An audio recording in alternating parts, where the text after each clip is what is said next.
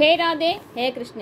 కదిలింది కదిలింది పద్మరథం, కోదాడ గట్టు మీద 3 రంగుల జెండతో, అలు పెరుగని పోరాటంతో ఎంఎల్ఏగా ఘన విజయం సాధించింది. ఇందిరమ్మ బాటలో నడిచింది ఈ పద్మరథం, కులమతాలకు అతీతంగా పయనిస్తుంది ఈ పద్మరథం. బడుగు బలహీన వర్గాలకై నిలిచింది ఈ రథం. ఇందిరమ్మ ధైర్యం పుణికి పుచ్చుకున్నది, కదిలింది ఈ పద్మరథం.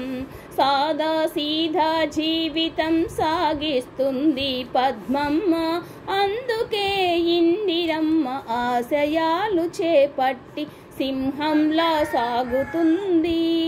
ప్రతి బిడ్డ తన బిడ్డగా భావిస్తూ